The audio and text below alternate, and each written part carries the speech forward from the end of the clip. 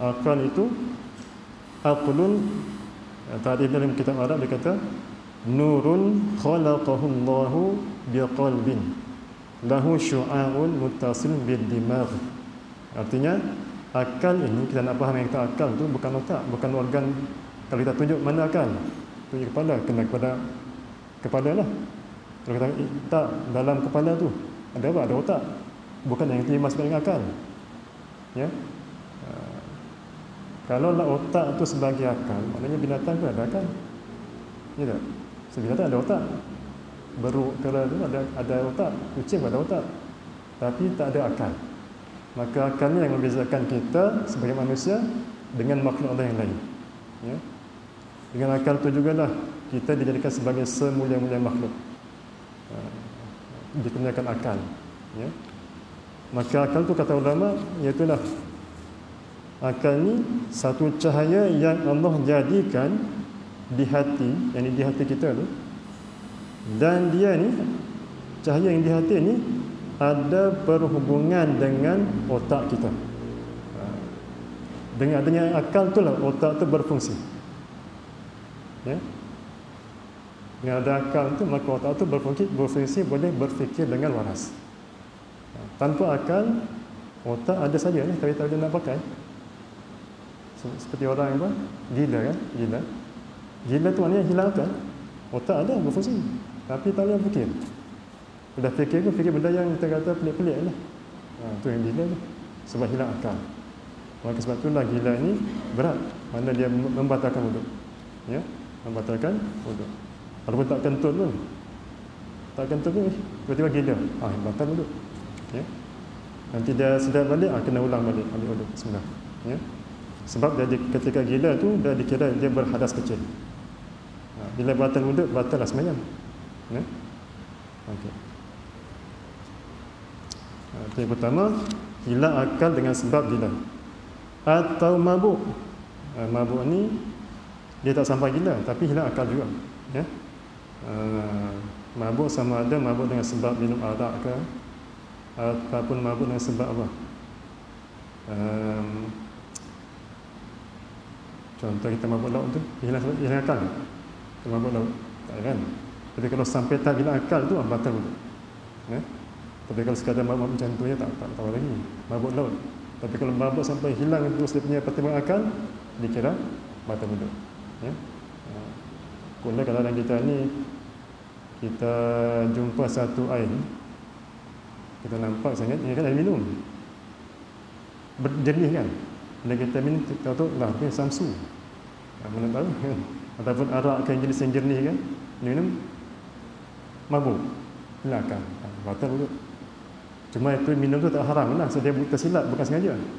Kalau sengaja minum tu yang haram. Ya. Ini dia tak tersilap minum. Tak haram. Cumanya dikira batal juga wuduk dia bila mabuk. Ya. Hilang batal tu bila mabuk. Tapi kalau minum juga tapi tak mabuk, tak batal wuduk. Sebab dia masih waras lagi. Dia minum arak sikit je. Tak sampai mabuk. Haram tu tak haram lah. Cumanya wuduk dia tak batal.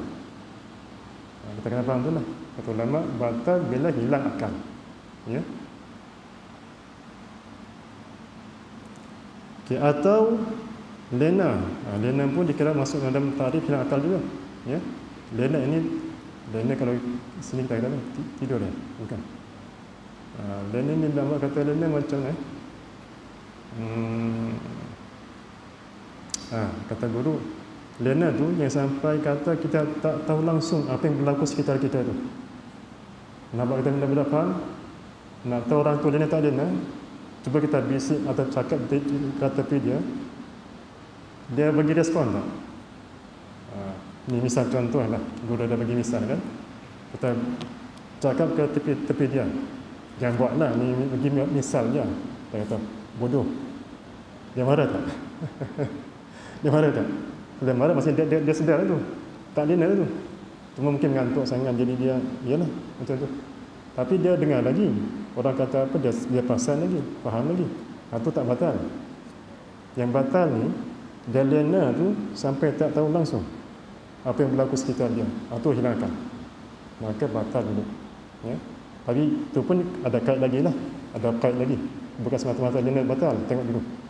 Dia kata atau lena yang tiada tetap punggungnya pada tempat duduknya. Tu kait nak kata batal wuduk sebab lena tu sekiranya dia lena tu dalam keadaan dia duduk yang punggungnya tak tetap di tempat dia duduk ni. Ya.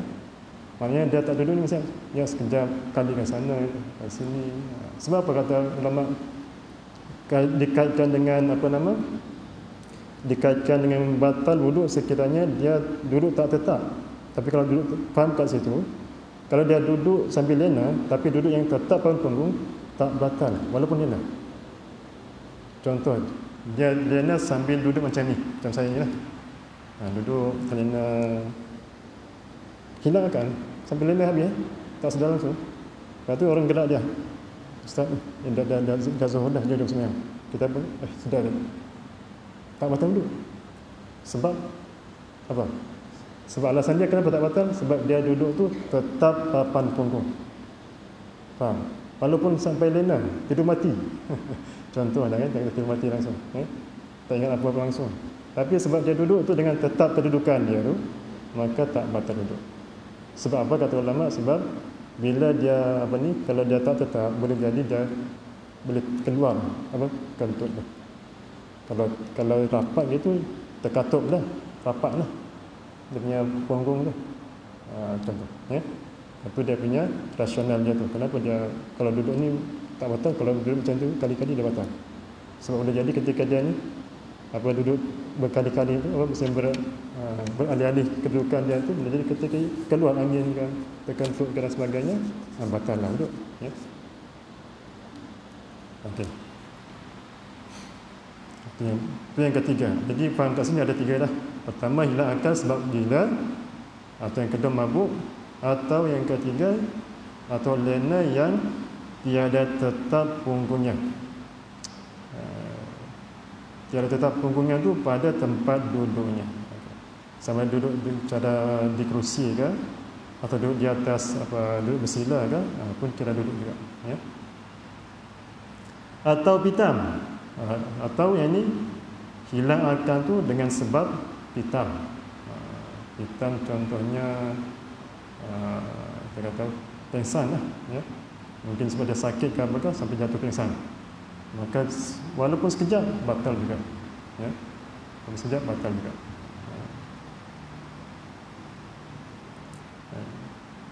Okay, batal wuduk dengan sebab pitam tu, dan jikalau tetap tempat duduknya sekalipun batal wuduknya.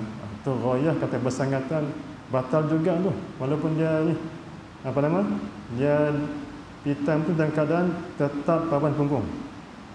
Jadi semata-mata pitam tu batal. Beza dengan tidur tadi. Tidur tadi dia ada kait, maknanya batal jika tidak tetap. Tapi kalau dia tetap punggungnya, tak batal walaupun dia terlena. Tapi kalau pitam, sama dia tetap punggung ke, tak tetap ke, semata-mata pitam tu, sekejap tu pun lama ke, batal juga. Itu kata ghayah, kata ghayah ni penekanan kata hukum batal wuduk tu, batal juga wuduknya tu. Walaupun dia duduk sekejap saja, tiba-tiba pitam. Walaupun dia tak bergerak, kaku lah, batal juga. Sebab alasan dia pitam. Alasan batal itu sebab pitam, pingsan tu. Maka semua ini pitam, lena, mabuk dan gila itu adalah hilang akal. Termasuk dalam masalah hilang akal. Itu yang pertama. Sebab bagi hadas kecil itu ialah bila hilang akal. Hilang pertimbangan kewarasan akal tu. Okey, baik. Kata kalau ada yang tak faham tu boleh tanya teruslah. Kita muzakarah berbincang ya. Itu yang pertama.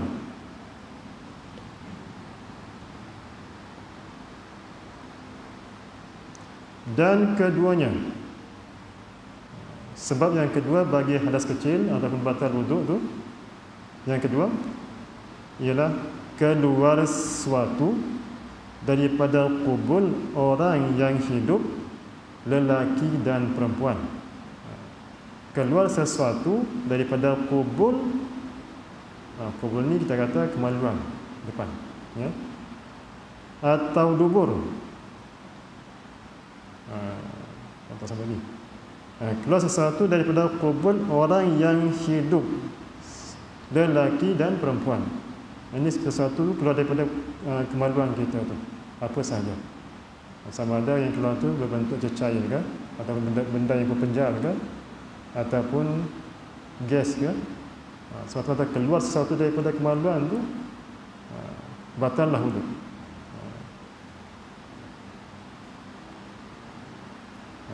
Ya. Dan jikalau kanak-kanak yang belum memayis sekalipun, yang katanya ghayah kepada orang yang hidup tu, mana batal wudu jika keluarlah sesuatu daripada kubul orang yang hidup, sekalipun orang yang hidup tu kanak-kanak memayis sekalipun, batal juga wudu dia. Apa kena dengan kanak-kanak ni, nanti kita akan bincang. Pasal apa dia sebut kanak-kanak, ya. Batallah wudu jikalau jikalau wudu tu bagi kanak-kanak yang memayis sekalipun, batal juga wudu dia. Wudu siapa? Wudu kanak-kanak tu lah, ya.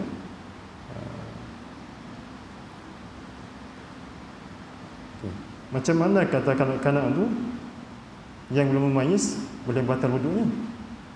Timbul persoalan. Sebab apa? Kanak-kanak ni yang belum memayis, dia bukan mukallaf. Bukan mukallaf. Tak ada istilah sahabatan yang belum memayis. Kalau yang dah memayis ada sahabatan. Tapi kalau yang belum memayis, sebenarnya tak ada sahabatan. Dia buat apa-apa sekalipun, dia buat sembahyang walaupun tepat sekalipun, tak dikira sembahyang tu. Ya. Contohlah anak tu dia jenis, umur baru 4 tahun dah cerdik dah. Pandai baca Quran, pandai sembahyang, fasih lagi, lebih best daripada kita lagi. Kuatlah Tuhan beri kelebihan macam tu. Pun begitu, jika dia ni belum memayis, maka dia tak ada sahabatan. Dan dia tak ada apa, maksudnya bukan mukallaf lah, ya. Kenapa? Alasannya kenapa? Sebab anak kanak-kanak ni bukan ahli bagi niat. Niat dia tak terpakai. Syarat nak sah niat tu mesti ada tamyiz. Mesti ada tamyiz. Apa tamyiz ni? Ianya boleh membezakan. Ada sifat boleh membezakan. Maka kanak-kanak belum memayis, dia tak boleh nak beza. Tak nak bezakan mana najis dan bukan najis. Dia kira sama ke? Ya tak? Kadang-kadang kita yang najis tu dia pegang, buat main. Sebab dia tak boleh beza mana najis dan bukan najis. Jadi sebab tu kata ulama yang kata kanak-kanak belum memayis ni, iaitulah yang pertama, kalau yang utama ni dia kata kanak-kanak belum memayis, siapa dia? Iaitu kanak-kanak yang boleh membezakan antara najis dan perkara yang tiada najis. Kita bagi kat dia, bagi satu makanan, sebelah kita bagi najis. Tengok dia pilih yang mana.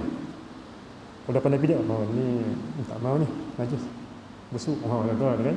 Yang ni maka dia ambil. Apa maknanya dia memayis? Dah ada sifat boleh membezakan antara najis dan bukan najis. Tapi kalau kita suruh kat dia makan, dia ambil. Kita suruh najis dia ambil juga. Maknanya belum memayis lagi. Atau dia belum memayis lagi. Ada kadang-kadang budak kecil macam tu. Bahkan pernah saya jumpa lah. Dia makan lagi. Allah Akbar. Suatu kadang-kadang memayis ni, kadang belum memayis, kita kena jaga dia, kena perhatikan dia. Kan? So dia punya akal dia tu ada, cuma yang tak pandai nak guna akal tu. Tak nak bezakan bahaya bukan bahaya. Kadang-kadang kalau jumpa harimau berdengar macam kucing. Kan? Nampak comel harimau tu tapi dia sangat macam kucing. So dia tak ada sifat nak membezakan lagi. Itu kadang-kadang memayis. Yang kata ulama iaitulah yang nak tahu dia tu, dia tak boleh nak bezakan antara najis dan benda yang bukan najis. Ya, dah kira sama je bagi dia. Dan lagi kanak-kanak yang memayis ni adalah kanak-kanak yang pandai qada hajat sendiri. Yang dia pandai pandai dah buang hajat sendiri. Kencing berak tu tak perlu apa? Tak perlu panduan daripada orang tua. Dia boleh pergi sendiri. Dah pandai berak sendiri, pandai istinja sendiri. Itu dah memayis tu. Ya, ini dua sifat nak kita nak can anak kita tu dah memayis ke belum? Anak kita dah memayis ke belum? Kalau adalah dua tanda ni, tandanya maknanya dia dah memayis dah. Maknanya dah memayis, ibadah dia boleh sah. Sah dah ibadah dia tu. Kalau dapat tepat lah. Sebab tu kan memayis ni dia kena ajar. Dah keluar perintah Allah, dah keluar perintah muru auladakum bisolah inda sab'i sinin. Katanya kata Rasulullah, perintahkan anak kamu bersembahyang ketika umurnya 7 tahun. Tandanya 7 tahun tu kebiasaannya ketika tu anak-anak kita dah mula memayis dah. Dah boleh dah berfikir, pandai dah guna akal tu. Jadi kita ajar pun dia boleh faham, boleh ikut, boleh turut. Kalau kanak-kanak yang belum memayis, kita cakap macam mana pun dia tak dengar. Dia duduk main je, kan? Dia seronok main, sembahyang pun sambil lari lagi. Itu kanak-kanak, ya. Memang sifat dia macam tu. Okey. Jadi kalau dia memayis, kita boleh bentuk. Kita boleh bentuk. Sebab tu dah anak-anak ni dia berpotensi. Sangat-sangat berpotensi, nak jadi baik pun boleh, nak jadi buruk pun boleh, bergantung atas didikan kita tu. Maka kata orang Melayu, kalau nak melentur buluh, biarlah dari rambungnya. Maknanya nak buluh bentuk tu daripada kecil lagi. Yang tunggu besar baru kita nak bentuk. Payahlah. Tunggu besar macam depa ni, orang suruh perintah sembahyang, memang lihat lah. Kelahi dengan ayah dia pula. Betul. Degil dan macam-macam. Nak mudahkan, kita didik dia kata kecil lagi. Kata dia mula pandai berfikir. Tapi kata setengah ulama, pendapat yang lain, pendapat dhaif lah, dia kata memayis ni ialah kanak-kanak yang berumur 7 tahun. 7 tahun. Mana itu pendapat yang kedua. Yang utamanya tak kait dengan umur. Pendapat utama yang kita memayis ni tak mesti dengan umur 7 tahun. Sebab kadang-kadang budak tu dia memayis awal. Ada yang memayis lewat 10 tahun tak memayis lagi. Kadang-kadang itulah. Maka dikaitkan memayis tu dengan sifat tadi. Kalau dah boleh dah bezakan najis dan bukan najis, dan dah pandai dah urus diri dia sendiri, memayis dah tu. Walaupun umur dia masih lagi 6 tahun. Ya. Cuma ghalib kebiasaannya budak ni dah boleh bezakan najis dan bukan najis, dah pandai istinja sendiri, biasanya umur 7 tahun lah. Darjah 1 ni kan. Biasanya masa 1. Okey. Jadi apa kaitan memayis pula dengan masalah tadi, masalah wuduk? Okey, tengok sini. Kanak-kanak yang belum memayis ni, kena faham ya, yang memayis tu sah. Tapi kalau belum memayis tak sah. Sebab dia bukan ahli niat. Bukan ahli bagi niat. Maksudnya kalau dia sembahyang, dia buat ibadat, niat dia tak terpakai. Tak terpakai. Jadi dah tu macam mana boleh jadi boleh jadi batal wuduk? Sedangkan wuduk ni rukun dia mesti ada niat kan? Macam mana budak kecil tu nak niat sedangkan dia tak ada nak niat? Ni ada masalah. Jadi di sini kata ulama yang kata niat kanak-kanak ni dia pada satu masalah sahaja. Iaitu masalah apa? Masalah haji dan umrah. Kita pergi haji atau pergi umrah, nak bawa sekali anak kita tu. Atau nak pergi sekali. Bila bawa sekali, anak tu dia kena ihram, kena tawaf, ya, nak ibadah kan? Maka semua tu perlukan kepada wuduk. Nak tawaf kena ada wuduk. Tak tawaf, tak ada wuduk, tak jadi tawaf.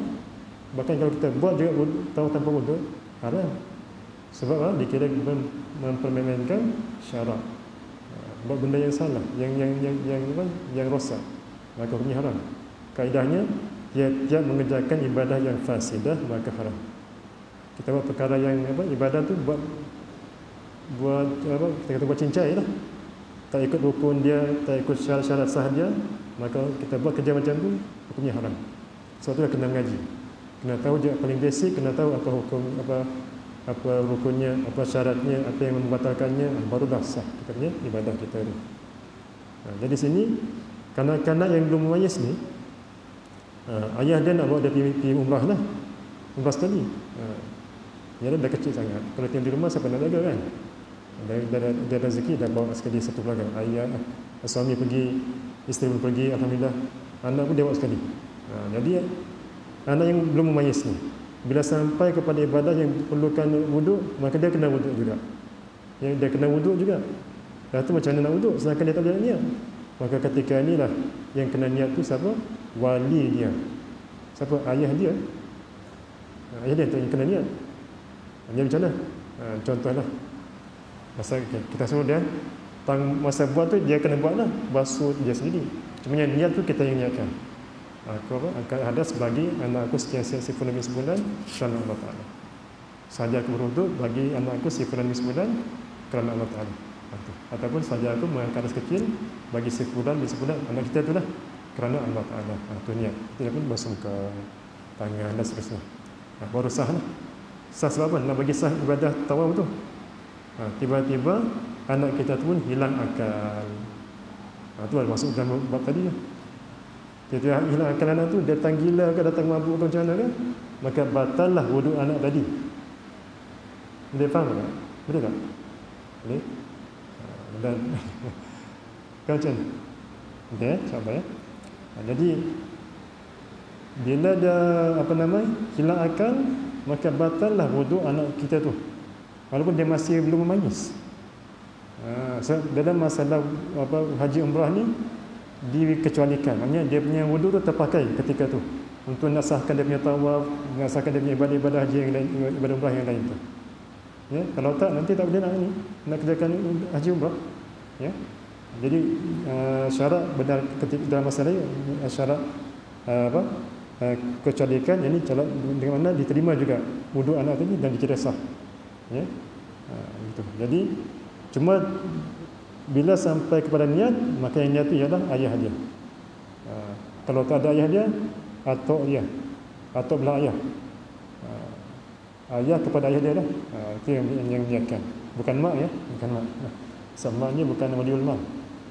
Yang kata waliul mal ni ada beberapa orang saja. Yang pertama yang jadi waliul mal itu ialah ayah kandung bagi anak ni. Kalau ayah kandung meninggal, tak ada, maka naik kepada ayah kandung dia. Maknanya atuk dia lah. Maka atuk yang sebagai waliul mal. Waliul mal ni apa dia? Yang orang yang diberi kuasa untuk menguruskan harta anak yang belum mayis tadi. Itu maksudnya waliul mal. Kita kata pengurus harta lah. Sebab itu nanti bila anak kita bila anak pegang harta, duit ke, makanan ke, ni nak raya kan, biasanya masa raya macam-macam lah orang bagi sedekah tu, sedekah ni, duit raya untuk budak-budak. Jadi budak-budak yang belum baligh ni, dia pada hukum dia tak sah nak keluarkan harta dia sendiri. Dia tak sah nak uruskan harta dia sendiri sebab dia belum baligh. Sebab tu kalau kita jual beli dengan kanak-kanak ni, hati-hatilah. Nak jual kereta dengan anak tak boleh. Tak sah. Siapa? Kanak-kanak yang belum baligh ni, dia kenapa Islam tak bagi benarkan dia bermuamalah dengan harta dia? Sebab takut nanti dikena tipu. Betul tak? Takut nanti orang ambil kesempatan. Budak lagi, kita ni agak panjang, budak akan masih budak. Jadi kita offer kat dia, adik nak tak ni pakcik nak beli kereta ni dengan harga RM100. Banyak RM100 ni. Kereta tu harga RM100,000 pun ada kan. Dia harta pusaka. Contoh dia tu ada kereta pusaka kan. Kereta pusaka ayah dia. Datang pakcik dia, ni nak tak pakcik beli kereta hang tak boleh buat kereta, baik bagi kat pakcik bayar nak RM100. Banyak ni, masih habis ya. Jadi kena tipu. Sebab tu dah Islam tak bagi budak tu uruskan harta dia sendiri. Yang uruskan siapa? Waliul mal dia. Iaitu kalau ayah dah meninggal, naik kepada ayah dia. Ya, atuk dia. Kalau atuk dia meninggal juga, maka naik kepada sultan, pemerintah. Sultan lah. Di mana kerajaan yang akan pegang. Kerajaan yang akan pegang harta anak-anak yang belum baligh ni. Jadi selamatlah. Kita tak boleh naik sembarangan nak ambil, nak pinjam, tak boleh. Ya. Itulah Islam menjaga harta itu. Okey, baik. Jadi yang anak tadi itu itulah yang kata batal wuduk dengan sangat gila tu.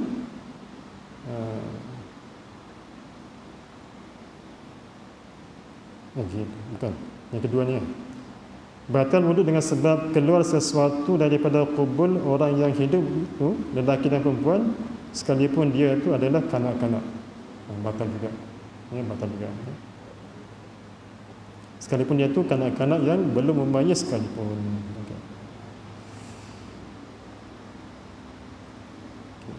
Okay, batal wuduknya.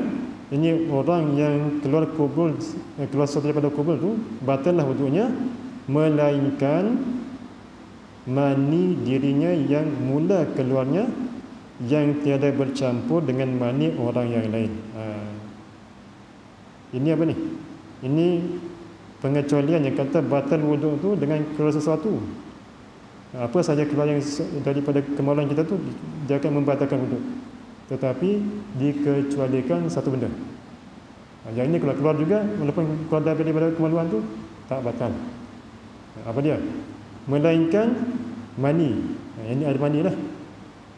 Mani siapa? Mani dirinya sendiri. Yang mula keluarnya, ini air mani itu, yang tiada bercampur dengan mani orang yang lain. Betul boleh ikut kitab ni? Boleh ya? Kalau macam bahasa saya tu payahkan macam beritahu lah ya. InsyaAllah. Jadi maksudnya macam mana? Maksudnya kalau kita keluar mani tu tak batal wuduk. Tak batal wuduk ya. Sebab dikecualikan. Kalau keluar benda lain, air kencing batal. Keluar apa? Batu karang batal. Keluar apa lagi? Darah batal. Kenapa batal? Sebab keluar sesuatu daripada kemaluan. Tetapi kalau keluar air mani tak batal. Kenapa? Dikecualikan. Dikecualikan. Tapi ada syaratlah. Yang kata tak batal kalau keluar mani sendiri itu, syaratnya yang pertama, air mani itu air mani dirinya sendiri. Kita punya lah ke orang lain. Macam mana? Ini kalau contoh pergi perempuan. Perempuan kadang-kadang dia dalam kemaluan itu bercampur dengan air mani suami. Ya kan? Contohlah, misal contoh. Dia adalah suami isteri kan. Tiba-tiba dah ya macam tu lah. Tiba-tiba dia mandi-mandi keluar balik, mengalir balik benda tu. Maka tengoklah yang itu siapa punya. Kita punya itu suami kita punya. Kalau suami kita punya batal. Tapi kalau yang benda tu air mani itu kita sendiri tak batal. Ini bagi perempuan. Lagi wallahu alam lah. Lagi ya. Okey. Jadi yang kata tak batal tu jika air mani itu air mani dirinya sendiri. Ada lagi air mani itu pula air mani yang mula keluar, maknanya yang keluar kali pertama. Maksud kata pertama ni bukannya maksudnya yang pertama, yang first kali keluar tak. Maksudnya dia keluar ni memang keluar daripada dalam. Keluar. Bukan yang dah keluar dia ambil letak balik betul keluar kali kedua atau kali kedua.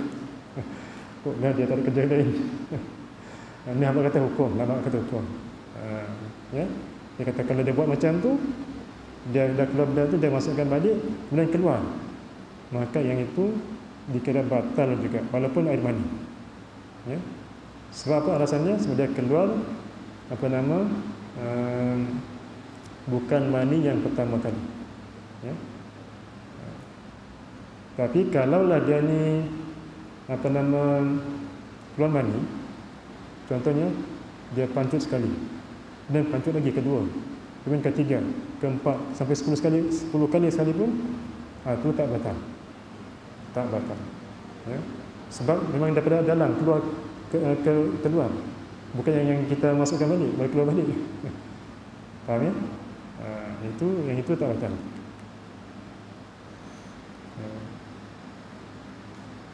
Okey.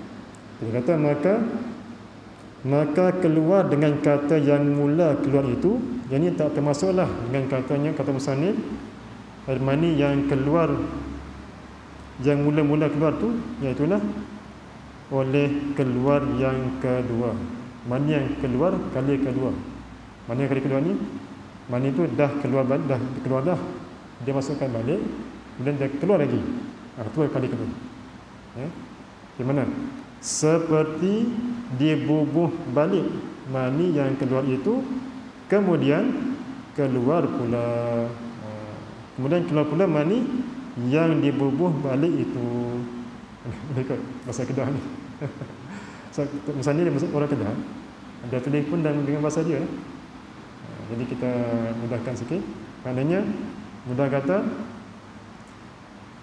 tidak termasuk dengan kata musannif ni yang itu batal wudu, tak batal wudu jika air mani, jika yang keluar tu air mani. Air mani pula yang keluar yang kali pertama. Maka tak termasuk dengan yang masalah tu, iaitu kalau air mani itu air mati yang keluar kali kedua. Apa makna kali kedua? Iaitulah air mani tadi dah keluar dah. Kan? Dah keluar daripada kemaluan dia. Tapi dia pergi ambil, dia letakkan balik. Dia masukkan balik ke dalam kemaluan dia. Kemudian lepas tu dia mengalir pula. Itu dikira keluar kali yang kedua. Boleh faham ya? Boleh faham ya? Ini dari segi istilah. Kalau segi bahasa kita kata yang pertama tu satu, keluar yang lepas tu kedua, yang itu ketiga. Tak. Maksudnya yang kedua ni keluar yang air mani yang dah keluar, dia masukkan balik, betul keluar balik. Itu namanya kali kedua. Itu yang batal betul. Ya, walaupun mani sekali tu. Tapi itu dah tak dimaafkan. Dia dimasukkan, waktu keluar balik. Ya, begitu. Dan keluar dengan kata tiada,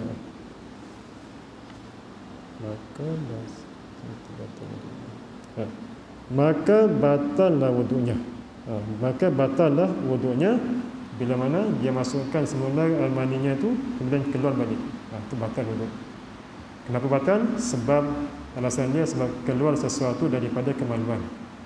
Keluar sesuatu daripada kemaluan. Dan keluar ini tak termasuk dengan katanya, kata musannif ni, tiada bercampur dengan mani orang yang lain itu oleh mani dirinya yang bercampur dengan mani orang yang lain. Maknanya kalaulah yang keluar tu semata-mata air mani sahaja, tak bercampur, mani kita sendiri yang tak bercampur dengan sesuatu yang lain, maka tu tak batal wudu sebab dikecualikan. Tetapi kalaulah yang keluar tu air mani kita juga, tetapi bercampur dengan yang lain. Contohnya seperti keluar alaqah atau mudghah. Keluar alaqah atau mudghah. Alaqah tu seketul darah. Kalau mudghah tu seketul daging. Ini contoh bagi perempuan lah yang mengandung kan. Contohlah ketika mengandung tu, misalnya contoh ketika mengandung dia keguguran, kan? Kemudian keluarlah mani. Misal kalau berlaku begitu lah. Keluar mani itu berserta dengan ketulan darah tu. Maka Nabi kata batal wudu dengan sebab keluar sesuatu tu. Ya, maka batal wudunya. Sebab keluar mani dengan ketulan darah tadi, bercampur dengan ketulan darah. Tapi kalau keluar tu semata-mata mani sahaja yang tak bercampur dengan darah tadi, maka itu tak batal. Kalau yang keluar tu cuma mani sahaja. Ya. Contohlah mana tahu kita suatu ketika kita mimpi, perempuan ya, dia mimpi, kemudian dia pun keluar mani. Dia dah cek tengok, mani itu macam dah ada darah. Tandanya itu dah bercampur dengan darah. Ataupun dia cek tengok yang keluar tu mani juga, tapi ada daging sekali, betul daging. Ya, maka yang itu dah kira bercampur, maka batal wudunya. Batal wudu kan sebab mani, batal wudu sebab kalau bercampur yang campuran tadi tu. Ya, kalau dia mimpi keluar mani sahaja tanpa bercampur dengan darah, tanpa bercampur dengan daging ke apa kan, atau benda lain kan, maka yang itu tak batal wudu. Tak batal wudu. Ya.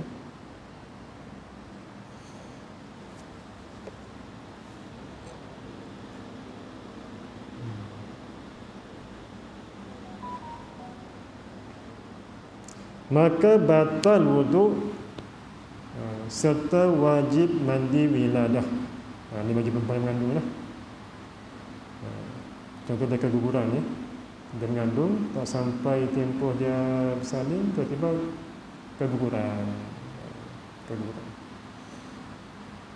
Lepas tu keguguran tu pula dia bersekali dengan mandi, dengan air mani. Bila keluar mani itu, bila keluarlah air mani berserta dengan darah ataupun berserta dengan daging tadi, maka batal juga wuduknya. Alasan dia sebab apa batal? Sebab keluar dengan benda lain tu. Bukan alasan sebab mani tu, ya. Sebab benda lain yang keluar tu, itu yang batal.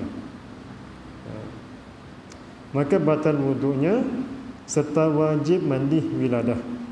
Wajib mandi wiladah. Wiladah ni maknanya melahirkan anak, bersalin atau beranak. Itu maknanya wiladah. Wiladah tu bahasa Arab. Kalau bahasa kita ni kita kata beranak ataupun melahirkan anak atau bersalin. Itulah semakna tu, ya. Ya. Itu yang beranak ni dia satu hadas yang lain pula. Hadas yang lain pula. Semata-mata beranak tu walaupun tak keluar darah, tak keluar mani ke apa, dah kira berhadas lah.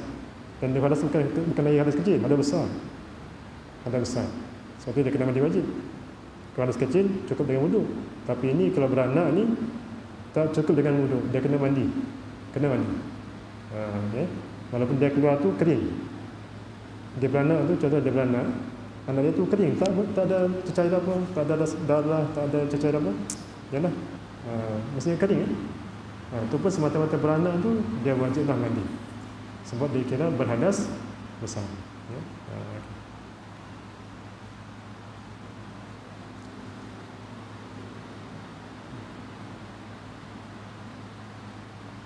Maka batal wuduk serta wajib mandi wiladah jika tiada berhubung dengan nifas. Ini kata dia kena mandi wiladah tu kalau dia tak berhubung dengan nifas. Maknanya ketika beranak tu tak keluar darah. Tak keluar darah. Cuma keluar kandungan tu saja, keluar anak. Maka yang itu dia cuma ada hadas wiladah tapi dia tak ada nifas lagi. Dia tak ada nifas lagi. Sebab nifas ni darah. Nifas ni darah. Kalau wiladah ni dia hadas besar juga, cumanya dia tak sangkut dengan darah. Dia cuma semata-mata beranak sahaja. Gitu. Jadi kalau dia beranak tu tanpa keluar darah, maka dia cuma wajib mandi wiladah sahaja. Ya? Dia boleh mandi segera. Ya? Tetapi maka jika berhubung dengan nifas, kalaulah ketika dia beranak tu, dia beranak dah jadi satu hadas besar dah, hadas wiladah kan. Lepas beranak tu ada pula darah keluar lepas dengan anak tadi. Anak tu keluar, kemudian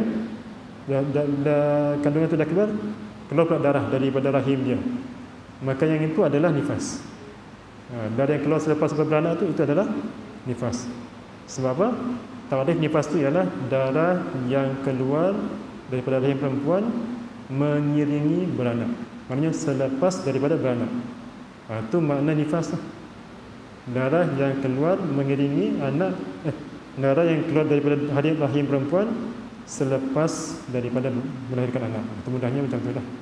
Mudahnya kita kata nifas itu ialah darah yang keluar daripada rahim selepas daripada melahirkan anak.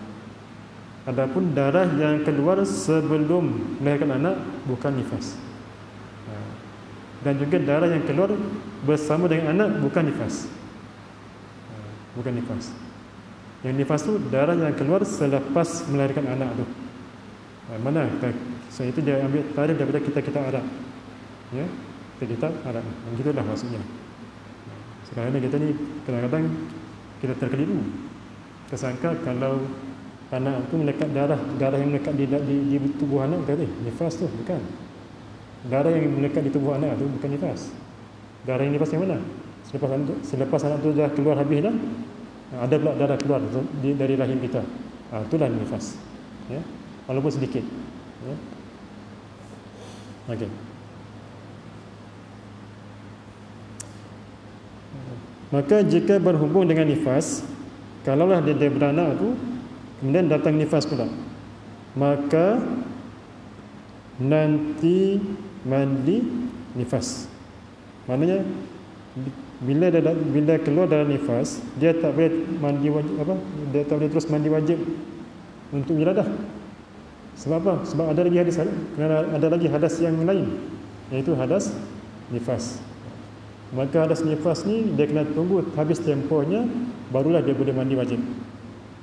Kalau dia mandi juga lepas beranak, atau dia mandi juga dalam keadaan dia masih ada nifas lagi, maka tak sah mandi wajib dia tu, sebab dia mandi dalam keadaan masih lagi berhadas. Faham ya? Maka di sini dia kata, maka nanti, maknanya kena tunggu sekali dengan mandi nifas. Bila tunggu nifas tu, maknanya tunggu habis darah nifas, maka masuk mandi wiladah. Baru dia boleh mandi wiladah. Boleh? Sebab apa? Kalau dia mandi ketika itu juga terhalang oleh hadas nifas tu. Terhalang sahnya mandinya itu sebab ada darah nifas. Maka nak mandi wajib, tunggu nanti selepas selesai tempoh nifas, tempoh pantang tu, lebih kurang 40 hari hingga 60 hari. Kan tempoh dia kan 40 hari hingga 60 hari. Lebih kurang kita kata 80 hari sebulan lebih ataupun 2 bulan. Kalau 60 hari itu 3 bulan. Kan? 60 hari. 2 bulan. Paling lama tempoh nifas ni ialah 60 hari. Iaitu selama 2 bulan. Paling lama dah tu. Sebab tu setengah tempat contoh macam di Kelantan lah. Tak tahu sekarang, dulu saya dengar dia bagi cuti pantang kat perempuan kan, bagi cuti pantang, cuti 2 bulan tu. Tujuan apa? Ni Nabi ni lah, tempoh nifas ni ya. Gitu ya. Okey.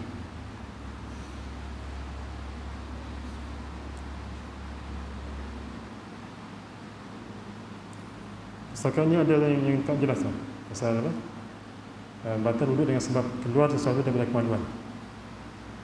Ini jelas ya? Ini ya? Okey.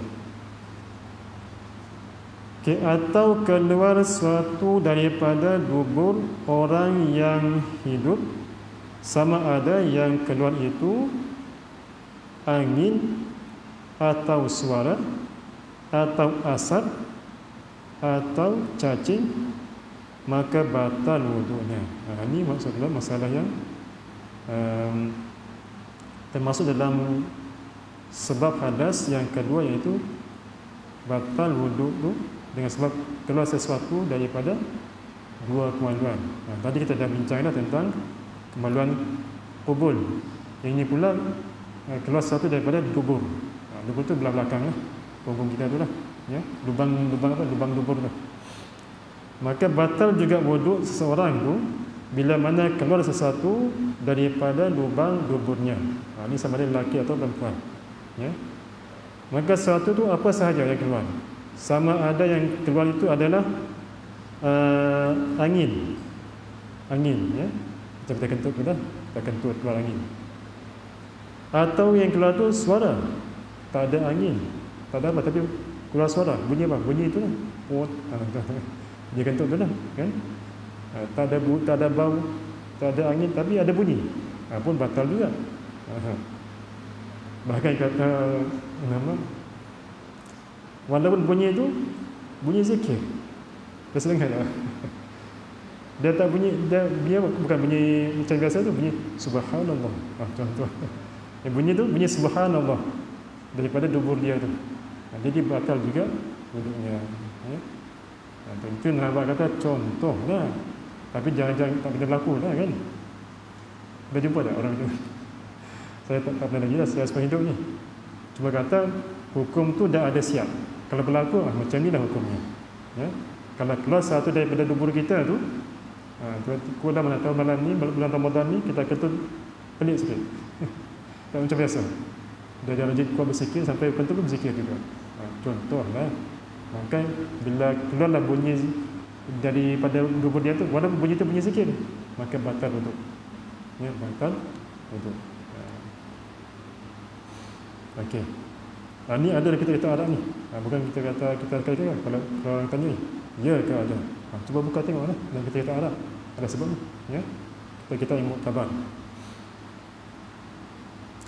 Okay, atau suara atau asap. Asap ni macam kita kata apa dah? Asap yang kita bakar sampah tu kan. Kalau keluar satu daripada dubur dia tu berbentuk asap, maka batal juga wudunya. Atau cacing. Ini misal contoh orang yang sakit kecacingan kan. Kadang-kadang itu bila kita buang besar keluar najis beserta dengan cacing itu. Jadi kalau dia yang keluar tu cacing sahaja, maka walaupun bukan najis, yang keluar itu cacing hidup, maka itu pun dikira membatalkan wudu juga. Ya, membatalkan wudu. Maka batal wudunya bagi masalah yang semua masalah yang tadi, iaitu jika keluar sesuatu itu dengan jika keluar sesuatu itu angin atau suara atau asap atau cacing, maka semua itu batallah wudunya. Okey, habis. Itulah yang kedua, sebab bagi hadas kecil, iaitu keluar sesuatu daripada kubul ataupun tubuh. Kalau kita Arab dia sebut apa? Daripada safiatun najah dia sebut kharijus syai' min ahadis sabilain. Keluar sesuatu daripada dua jalan. Ahadis sabilain, daripada dua jalan. Apa dia? Jalan depan atau jalan belakang. Jalan depan itu iaitulah kubul, jalan belakang itu iaitulah dubur. Kalau keluar salah satunya tu, sama ada keluar daripada kubul sesuatu atau keluar sesuatu daripada dubur, maka batal wudu. Itu ya.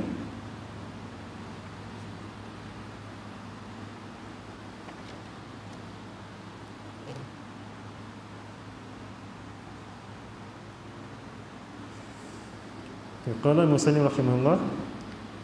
Dan ketiga, sebab yang ketiga bagi hadas kecil ataupun batal wudu. Dan yang ketiga, yang batal wudu itu sentuh lubang jubur. Lubang jubur yakni lubang dubur. Jubur tu dia sebutkan di Kedah lah, utara lah, dia sebut jubur. Kita ni kalau di sini kita kata dubur.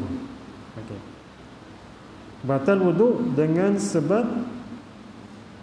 sentuh lubang dubur. Dubur siapa? Lubang dubur manusia yang sentuh lubang dubur manusia, iaitu yang bertangkup keliling dengan tapak tangan atau perut anak jarinya dengan tiada berlapis. Batal wudu itu dengan sebab menyentuh dubur. Yang ini dubur ni iaitu kawasan yang bertangkup. Saya kata kawasan yang kita kata apa? Ni bertangkup ni. Kita kata apa tu? Bertangkup ni. Macam dia bertemu tu. Ya. Kawasan yang bertangkup kelilingnya dengan tapak, sentuh tu dengan tapak tangan. Dia sentuh tu dengan tapak tangan atau perut anak jarinya dengan tiada berlapis. Maka di sini dah kata ada syarat-syarat nak jadi batal wudu dengan sebab menyentuh dubur tu. Pertama, syaratnya yang jadi batal tu jika dia sentuh tu ialah dubur. Maka keluar daripada dubur ni ialah papan punggung tu tak termasuk. Ya, yang batal tu kalau kita sentuh lubang tu. Lubang tu yang batal. Kalau sentuh dia sekadar dia apa nama yang papan punggung tu, itu tak batal. Faham kan? Papan punggung tu sentuh ialah punggung tu lah kita kata ni. Punggung tu. Sentuh tu saja walaupun tak berlapis tak batal. Yang batal tu bila kita sentuh lubang dubur tu. Okey. Dan lagi syaratnya sentuh tu dengan tangan. Dengan tangan. Yang disentuh tu ialah lubang dubur, dan yang menyentuh tu itu dengan tangan. Maka keluar dari situ ialah kalau kita sentuh dengan anggota yang lain yang bukan tangan, walaupun dengan tanpa berlapis, maka tak batal wuduk. Contoh dia sentuh dengan kaki dia, dengan jari kaki, sentuh, tak batal. Sentuh dengan siku dia, contohlah, tak batal. Yang sentuh dengan tangan. Dan tangan yang dimasukkan ni adalah tangan yang ni, tangan ni, bukan tangan yang semua ni. Ini kita kata tangan juga kan. Cuma tangan yang dimasukkan dalam masalah batal wuduk ni, tangan tapak ni je, sebelah tapak ni sahaja. Belakang ni tak termasuk, ya, tak termasuk. Maknanya kalau kita sentuh dengan belakang ni macam tu, dia tak batal ni, tak batal. Sebab yang dimasukkan batal tu bila sentuh dengan tapak tangan, tapak tangan. Maka tak termasuklah tapak tangan tu ialah belakang tangan, tak termasuk. Ya, dia nak tapaknya sahaja. Ya. Sama ada tangan kiri atau tangan kanan tak kira, tak kisahlah. Okey. Ini maknanya kalau kita nak tolong nak istinja anak kita yang kecil ni, kan? Dia tak pada cebok, tak pada istinja sendiri. Maka kita tolong istinja. Kita dah wuduk. Tiba-tiba anak kita dia dah, lepas tu nak kena basuh lah. Jadi kita leceh dah, dan nak sembahyang ni dah wuduk. Selagi nak istinja dia, takut batal pula wuduk, kan? Jadi boleh, ada je jalan dia. Kalau kita malas nak wuduk balik, jadi kita basuh anak tu dengan belakang tangan. Tak apa. Tangan bau tu memang bau lah, busuk kan, kena najis, tapi itu boleh basuh, boleh ke sabun, hilang bau, tak apa. Tak perlu kita wuduk semula. Sebab kita sentuh tu dengan belakang tangan. Yang batal kalau sentuh dengan tapak tangan. Ini yang dimasukkan oleh nas para fuqaha. Ya. Batal tu dengan sentuh, bila sentuhnya tu dengan tapak tangan. Kalau sentuh dengan belakang tak batal, sentuh dengan lengan tak batal, sentuh dengan kaki lagi tak batal. Ya. Tak batal. Tak apa, boleh je. Dan satu tu yang kita batal sentuh betul-betul kalau dia sentuh dengan tidak berlapik. Maknanya kalau dia sentuh dengan tapak tangan sekalipun, tapi pakai glove, pakai sarung tangan, dia peganglah. Kemaluan apa yang dubur tu tak batal sebab ada lapik. Yang batal tu jika dia sentuh tanpa berlapik. Maknanya bertemu kulit dengan kulit. Itu mana sentuh. Jadi dalam kata fuqaha tu, yang kata sentuhan tu ialah bertemu kulit dengan kulit tanpa lapik, bertemu secara langsung. Itu nama sentuh. Maka dia katanya batal wuduk. Dalam masalah haram bersentuhan lelaki perempuan pun haram sentuhan dengan berlapik, dengan tak berlapik. Tapi kalau berlapik, tak haram. Ya, tak haram. Contohlah kita sentuh perempuan yang bukan mahram. Nah, kata tak haram sentuh tu. Ya, kalau berlapik. Tapi tang fitnah, kalau ada timbul syahwat, itu jadi haram pula. Ya, itu haram kes lain. Dan kata kalau misalnya kita salam kita punya sepupu, salam sepupu. Orang kata haram salam sepupu, bukan mahram. Ya haram. Tapi haram tu jika tidak berlapik. Ya? Tapi kalau berlapik, tak haram. Tapi ingat, kalau tak berlapik sekalipun, jika ditimbangkan fitnah, syahwat, haram. Haram balik. Ya? Gitu. Jadi selamatnya tak payah salam lah dengan bersentuh tangan. Ya?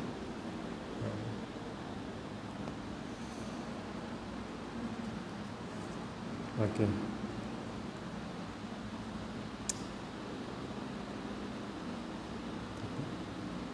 Atau perut anak jarinya dengan tiada berlapik. Itu juga syarat bagi batal wuduk dengan sebab bersentuh tu ialah jika dia sentuh tu dengan anak jari. Mana anak jari? Yang ini. Ini jari ini. Tapak tangan yang inilah tapak ni. Anak jari yang tu. Yang 5 batang ni. Ibu jari, jari telunjuk, jari tengah, jari apa ni? Jari manis ya. Kemudian jari kelingking. Ini semua anak-anak jari. Sentuh dengan anak jari.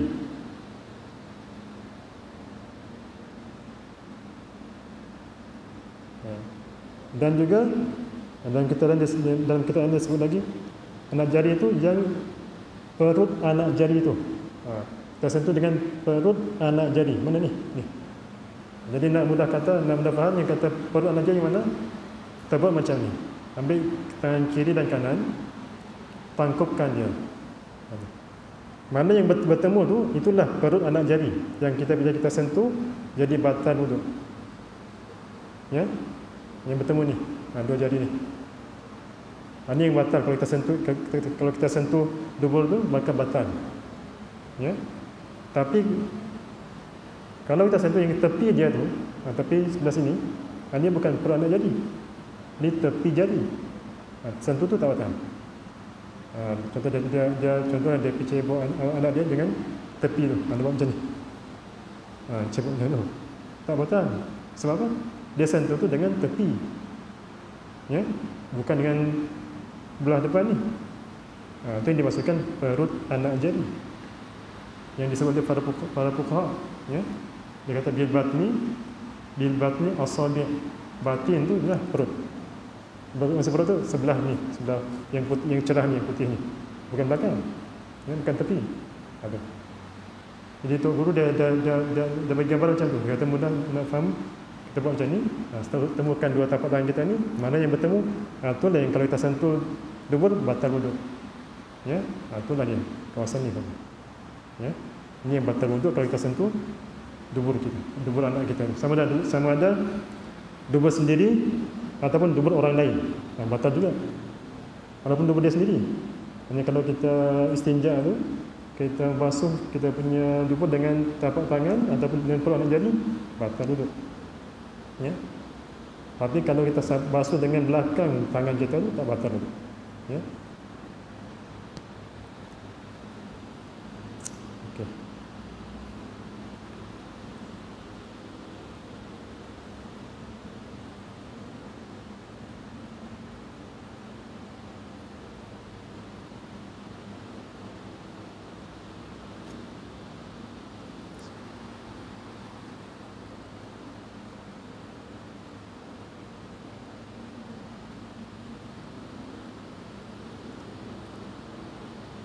Atau sentuh zakar atau faraj manusia, dan jikalau zakar dan faraj sendiri sekalipun. So, kita nak teruskan ke nak rehat dulu? Okay. Nak teruskan ke atau kita nak break dulu? Nak rehat dulu? Okay. Macam mana? Nak teruskan? Kena nak rehat sekejap.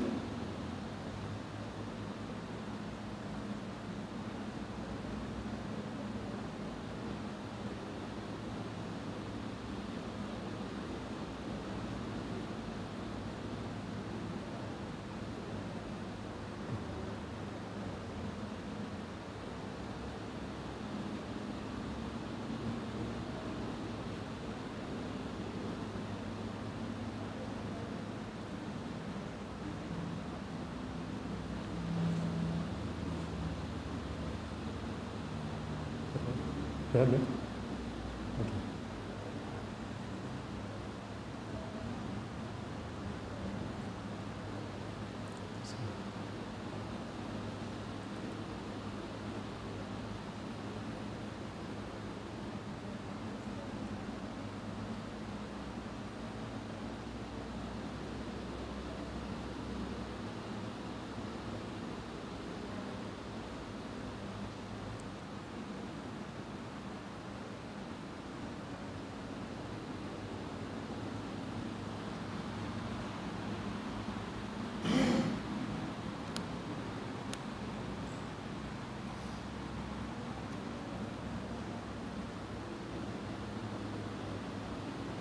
Tak boleh, saya ingat kita lebihkan sikit lagi dah, ya. Kita lebihkan sikit lagi, ya.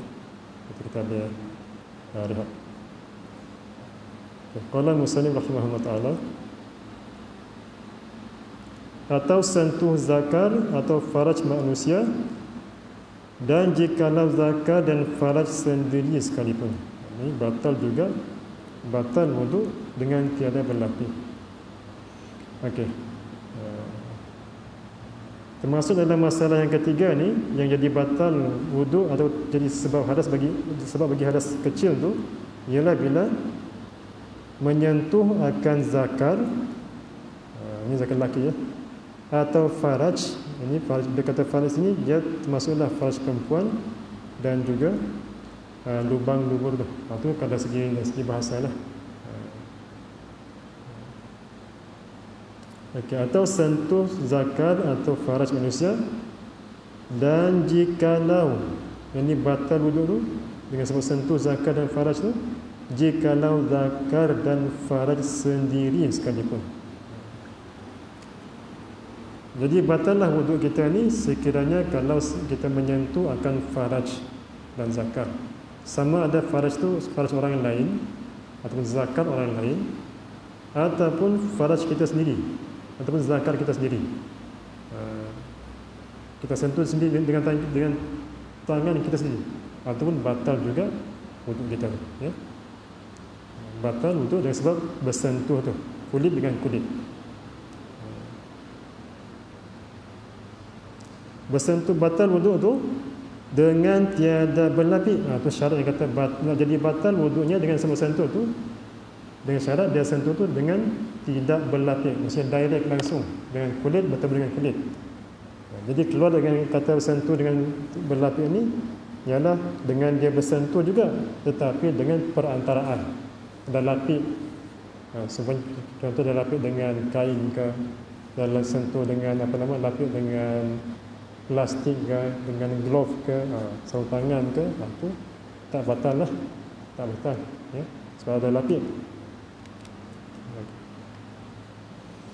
Okay, yang itu sentuh dengan tapak tangan. Yang kata batal wuduk dengan bila sentuh faraj dan zakar ni dengan tak berlapik, iaitu sentuh tu dengan tapak tangan. Sama macam masalah sentuh dubur tadi. Sama dengan masalah sentuh dubur. Dia batal tu jika dia sentuh tu dengan tapak tangan atau dengan perut anak jari, atau dengan perut anak jari tangan. Inilah tapak tu yang mana? Yang ni. Perut anak jari mana? Yang ni. Ya, perut anak jari. Dia kata perut, bahasa terjemahan dia perut sebab apa? Kenapa dia kata perut? Sebab dia terjemah direct daripada kalimah batin tu. Batin tu kalimah Arab batin boleh diterjemah dengan makna perut. Yang boleh diterima dengan mana? Sebelah dalam. Sebelah dalam, kawasan dalam. Lawan bagi kawasan zahir. Zahir tu yang nampak, yang batin tu yang terselindung. Itu maknanya batin. Kan? Zahir tu yang zahir tu yang dia nampak nyata tu. Adapun yang batin ni yang terselindung tu. Itu kawasan zahir, kawasan batin. Dalam masa tapak tangan ni, yang biasa nampak tu sebelah ni lah. Kan? Biasanya kalau kita nampak ni sebelah sini. Jarang orang nampak tangan macam ni, jarang, kan? Sebab tu dipanggil yang ini batin, yang ini zahir, ya. Maka zahir tu dikata belakang tangan, yang batin ni sebelah ni. Mana yang ni? Ini yang dikehendaki dengan batal wuduk bila kita menyentuh dengan tapak tangan ni, ya. Maka dia terjemahkan batin tu dengan perut. Sebab apa? Dia ambil kalimah itulah, batin ada terjemahan perut, ya. Bagi dia kendaki perut itu ialah sebelah dalam, sebelah kawasan yang cerah ni, ya.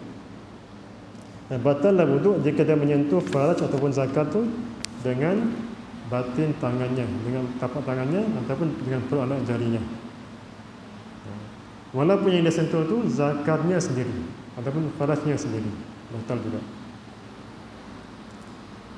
Jadi batal siapa? Siapa yang batal wuduk? Batal yang menyentuh tu lah. Batal orangnya tu. Adapun yang dia sentuh tak batal. Kalau yang dia sentuh tak batal. Contohlah, kita lah contohnya. Tiba-tiba datang anak kita sentuh kita dengan tangan dia. Yang batal tu dia, bukan kita. Kita tak apa, tak batal dulu. Ya, gitu.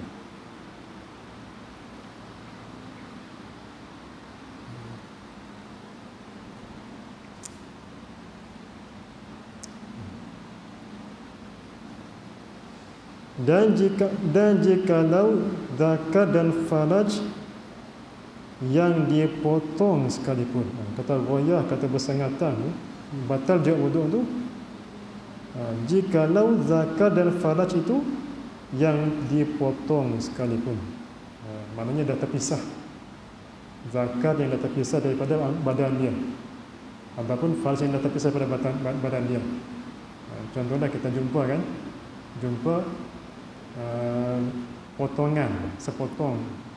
potongan zakat manusia. Kita pastilah nampak itu zakat. Lepas tu kita pergi pegang dengan tanpa berlatih, maka walaupun yang tu cuma cebisan tu saja, tapi masih nampak rupa zakat lah. Kita pergi sentuh tu dengan tak berlapis, maka batal lah wuduk kita. Ini contoh macam ni. Contohnya orang aksiden ni, kita orang kemalangan, habis pecah lah dia punya anggota badan, kepala kat sana, tangan kat sana.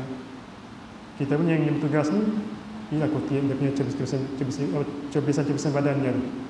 Kita carilah pasal apa? Nak kubur, nak kebumikan, ya? Nak kebumikan badan dia, walaupun dah hancur, kena juga kebumikan. Jadi kita cari, jumpalah sepotong zakat dia. Zakat orang yang sidin tadi ni, mangsa kemalangan tadi, kita nampak, kita jumpa dia punya potongan zakat. Lepas tu kita pergi pegang dengan tanpa berlatih, maka batal wuduk kita. Nampak kata hukum batal wuduk tu, bukan tak boleh pegang, pegang tu boleh, cuma tang batal wuduk, sebab alasan dia kenapa batal, dia sentuh dengan tidak berlatih, ya. Jadi kalau nak pegang dia, latihlah, guna glove, sarung tangan ke, atau ambil apa benda yang beli alas ke, bungkus, pegang, tak apa, tak batal wuduk, ya. Kalau kita pegang langsung tanpa berlatih, batal lah wuduk, ya.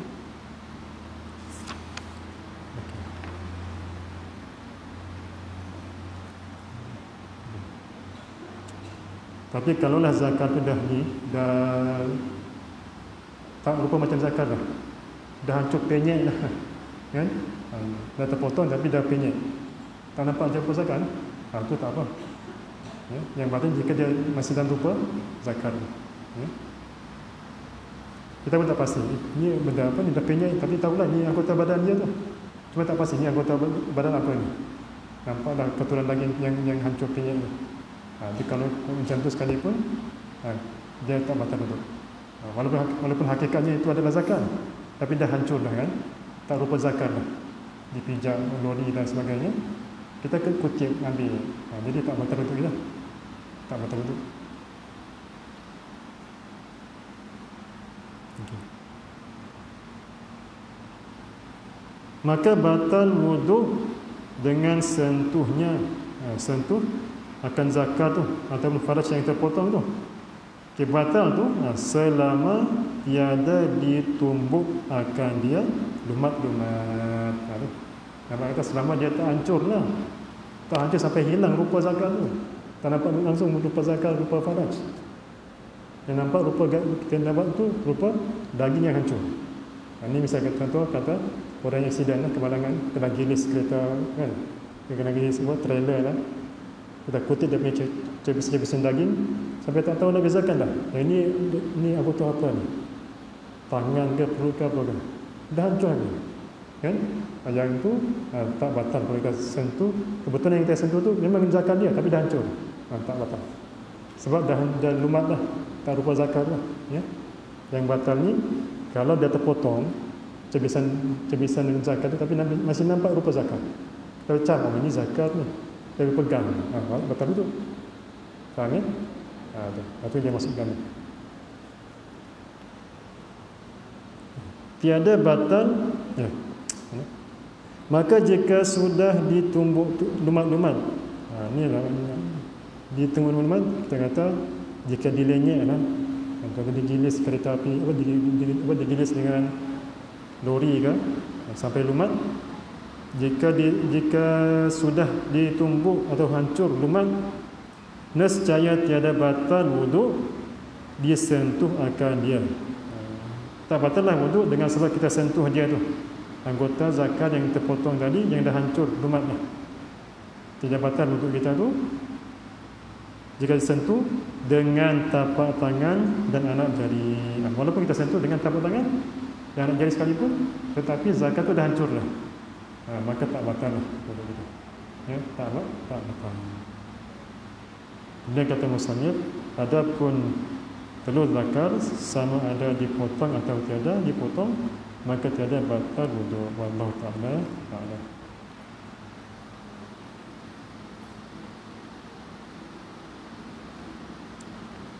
Ada yang tak jelas lah? Ada yang nak tanya soalan ni? Ada? Ada soalan? Ada? InsyaAllah.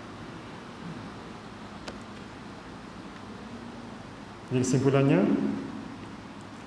dalam masalah sebab-sebab bagi hadas kecil itu ada 4 sebab. Yang pertama, batallah wudu ataupun datanglah hadas kecil itu dengan sebab yang pertama, bila seorang itu hilang akal, hilang kewarasan akalnya. Sama ada hilang akal itu dengan sebab gila, ataupun dia hilang akal dengan sebab mabuk, ataupun dia hilang akal dengan sebab lena. Tapi lena yang mana? Lena yang tidak tetap papan punggung. Yang tetap, maksudnya tetap ni dia bergerak-gerak, tak duduk tetap, ya, tak statik. Sekarang ke kiri ke kanan, itu tak tetap itu, ya. Batal untuk. Yang kedua, batal wudu itu juga dengan sebab keluar sesuatu daripada 2 jalan, iaitu jalan yang pertama kubul, yang kedua jalan yang kedua itulah dubur, atau dia kata jalan depan dan jalan belakang. Maka batallah wudu dengan keluar sesuatu apa sahaja, ya, apa sahaja yang keluar itu, sama ada bentuk yang keluar itu bentuk pepejal, atau bentuk yang cecair, atau bentuk gas, atau bentuk asap. Bahkan hatta batal juga wudu kalau yang keluar tu bentuk suara, bunyi. Tak ada benda tapi ada bunyi. Sebab tu kalau kentut batal. Kentut ni kalau tak ada bau, tak ada asap, tak ada gas, yang cuma ada bunyi saja, batal juga. Batal juga. Ya. Sebab tu kata hadis, kalau kita sembahyang, tengah-tengah sembahyang, lepas tu kita rasa macam kentut, rasa-rasa boleh kentut, kita rasa-rasa lah, sambil rasa macam di benda di bulu kita tu kan. Kata Nabi, jangan batalkan sembahyang kamu, teruskan saja selagi kamu tak dengar bunyi dan tak dengar, tak cium bau. Tak batal sembahyang tu. Kita rasa macam, ya, kita punya dubur macam, ya, gitulah, ada sesuatu, kita rasa aku kentut ke? Kentut, ya, kentut lah tidaknya. Selagi tak cium bau dan selagi tak dengar bunyi, teruskan sembahyang. Teruskan sembahyang. Tak batal sembahyang kita. Tapi kalau kita ni tengah sembahyang dengar jelas bunyi itu, batal. Walaupun tak rasa apa pun, tapi dengar bunyi, tak rasa apa, dia pun bangun. Tapi dia rasa, dengar bunyi, dia pasti itu bunyi dia sendiri, bukan orang lain. Orang yang tak boleh, dia sendiri, dia yakin dia punya bunyi sendiri itu, maka itu batal. Sebab ada dalil yang menunjukkan dia kentut dengan bunyi tadi. Tapi kalau tak pasti, tak dengar bunyi, tak cium bau, maka teruskan sembahyang. Tak batal sembahyang. Ya? Batal wudu dengan keluar sesuatu. Dan yang ketiga, keluar sesuatu itu sama ada kubur atau dubur. Dan yang ketiga, batal juga wudu dengan sebab bersentuh. Bersentuh, sentuh apa? Sentuh akan lubang dubur dan juga kemaluan. Menyentuh kemaluan ataupun lubang dubur, maka batal wudu. Ya. Nanti kita akan sambung pula yang perkara yang keempat, iaitu batal wudu dengan sebab bersentuh antara lelaki dan perempuan. Ini panjang sikit lah dia punya perbahasan. Ya. Wallahu ta'ala a'lam.